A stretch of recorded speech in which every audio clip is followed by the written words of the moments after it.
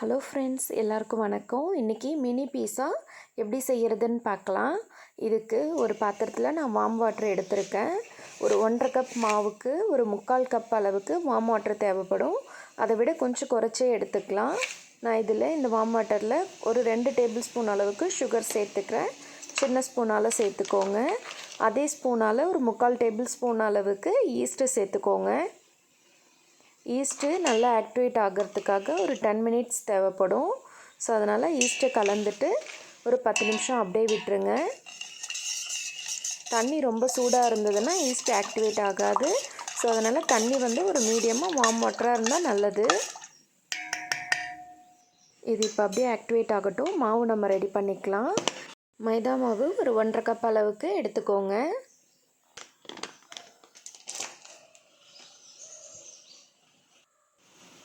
இது கூட டேஸ்ட்டுக்கு தகுந்த மாதிரி சால்ட் ஆட் பண்ணிக்கோங்க. இப்போ இது ரெண்டையும் நல்லா கலந்து விட்டுருங்க. இது கூட நான் கொஞ்சமாக சன்ஃப்ளவர் ஆயில் சேர்த்துக்கிறேன். ஒரு 1/4 கப் அளவுக்கு சன்ஃப்ளவர் ஆயில் எடுத்து கொஞ்சம் கொஞ்சமாக கலந்துக்கோங்க.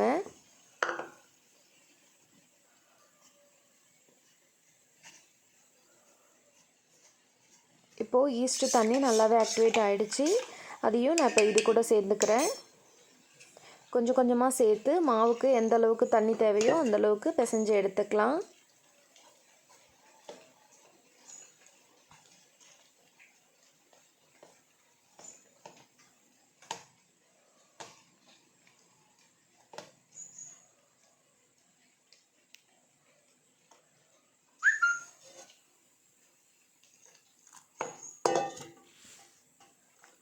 இப்போது மாவு நல்லா இந்த பதத்துக்கு இருக்கிற அளவுக்கு நல்லா பிசைஞ்சு எடுத்துக்கோங்க. தண்ணியாக இருக்குன்னு பயப்பட வேணாம். இது கரெக்டான கன்சிஸ்டன்சி.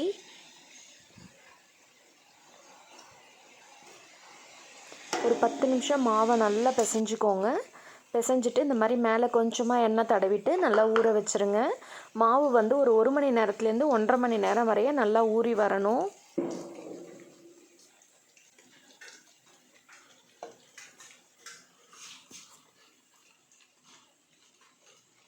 இப்போ நம்ம பீஸா சாஸ் ரெடி பண்ணிக்கலாம். அதுக்கு நான் ஒரு 3 தக்காளி எடுத்து சைடு மாத்திரம் லைட்டாக கட் பண்ணிவிட்டு வானலில் தண்ணி வச்சு அதில் சேர்த்துக்கிறேன். இது கூட நான் ஒரு 7 வரமிளகாயை விதையை மட்டும் எடுத்துகிட்டு ஸ்கின் மட்டும் சேர்த்துக்கிறேன். வெங்காயம் ஒரு 4 வெங்காயம் சேர்த்துக்கிறேன். இப்போ இது எல்லாத்தையுமே நல்லா கொதிக்க விட்டுருங்க. இது நல்லா கொதித்து வெந்து வரணும். ஒரு 7லேருந்து 8 நிமிஷம் வரைய கொதிச்சா போதும். இது நல்லா ஈஸியாக வெந்து வந்துடும். இப்போ அடுப்பை ஆஃப் பண்ணிவிட்டு தக்காளியை மட்டும் தனியாக எடுத்து வச்சுருங்க. பாக்கி எல்லாத்தையுமே நம்ம மிக்ஸி ஜாரில் சேர்த்துக்கலாம். இப்போ இந்த தக்காளியோட ஸ்கின் எல்லாத்தையுமே ரிமூவ் பண்ணிவிடுங்க. 3 தக்காளியிலையுமே ஸ்கின்னை ரிமூவ் பண்ணிவிட்டு தக்காளியை இப்போ மிக்ஸி ஜாரில் சேர்த்துடுங்க. இதை ஒரு பேஸ்ட்டாக அரைச்சி எடுத்துக்கலாம். இந்த அளவுக்கு நல்லா நைஸாக இருக்கணும். இப்போது இதை தாளிச்சிடலாம். அடுப்பில் வானல் வச்சுக்கோங்க. அதில் ஒரு 5 பல் அளவுக்கு பூண்டு எடுத்து இடித்து வச்சுருக்கேன். அதையும் இது கூட சேர்த்துக்கோங்க. இது நல்லா பொரிஞ்சு வரும் பொழுது நம்ம அரைச்சி வச்சுருக்கிற தக்காளி பேஸ்ட்டை இது கூட ஆட் பண்ணிக்கலாம்.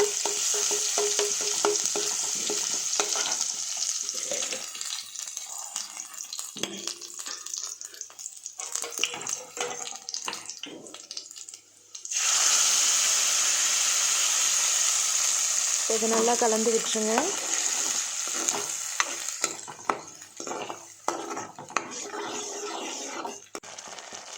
இதுக்கு தேவையான அளவுக்கு சால்ட்டு சேர்த்துக்கோங்க.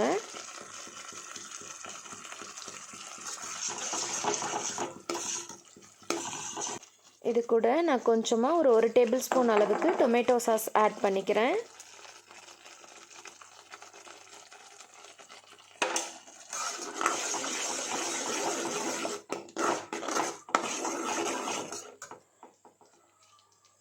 இது கூட நான் ஒரு டேபிள் ஸ்பூன் அளவுக்கு ரெட் சில்லி சாஸும் ஆட் பண்ணிக்கிறேன். உங்கள்கிட்ட ரெட் சில்லி சாஸ் இல்லைன்னா நீங்கள் சில்லி பவுடர் கூட ஆட் பண்ணிக்கலாம். ஒரு 1/4 டேபிள் ஸ்பூன்லேருந்து 1/2 டேபிள் ஸ்பூன் வரைய ஆட் பண்ணிக்கலாம்.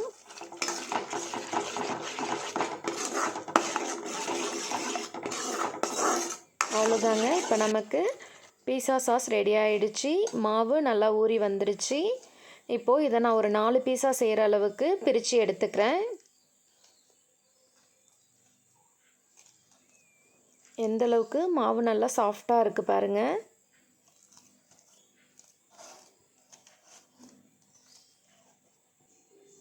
இந்த மாதிரி பிரித்து எடுத்துக்கிட்டேன். இப்போ இதில் ஒரு மாவு எடுத்துட்டு நம்ம பீஸா ரெடி பண்ணிக்கலாம்.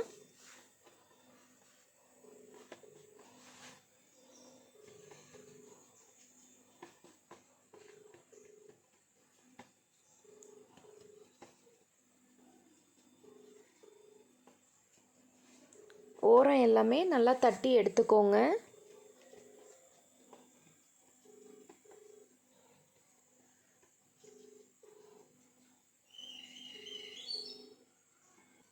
இந்த மாதிரி சைடு நல்லா தட்டி விட்டுக்கோங்க. ஃபோர்க் எடுத்துகிட்டு இதில் அப்படியே சின்ன சின்ன ஹோல் போட்டுடலாம். மாவு நல்லா உள்பக்கமும் வெந்து வரும். இது கூட நம்ம இப்போ ரெடி பண்ணி வச்சுருக்கிற பீஸா சாஸை ஆட் பண்ணிக்கலாம்.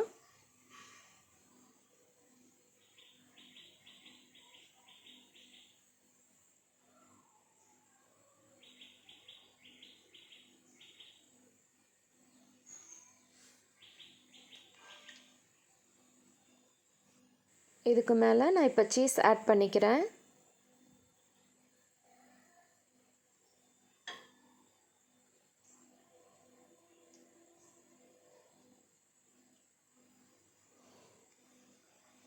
இதுக்கு மேலே இப்போ மொசரல்லா சீஸ் நான் ஆட் பண்ணிக்கிறேன்.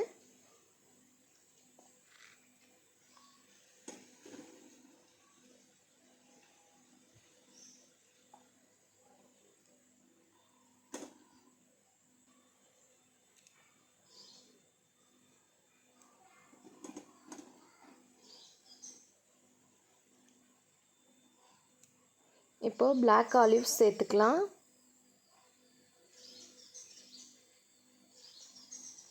கொஞ்சமாக ஸ்வீட் கார்ன் சேர்த்துக்கலாம்.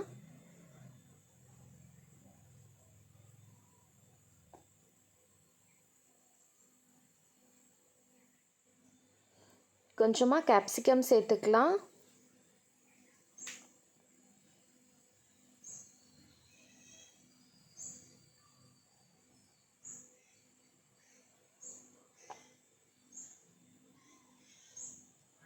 அவ்வளோதாங்க. இது இப்போ அப்படியே அவனில் வச்சிடலாம்.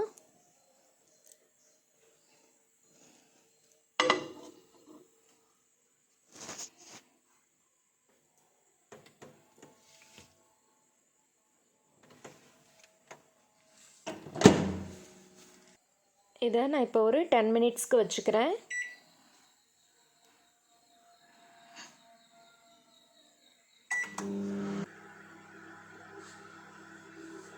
எட்டுலேருந்து 10 நிமிஷம் வரைய வச்சிங்கன்னா கரெக்டாக இருக்கும்.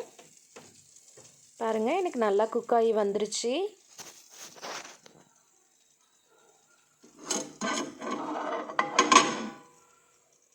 மினி பீஸா சூப்பராக நமக்கு இப்போது ரெடி ஆகிடுச்சு.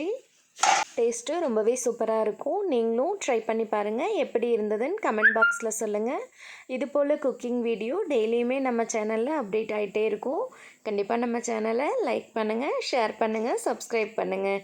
தேங்க்ஸ் ஃபார் வாட்சிங்.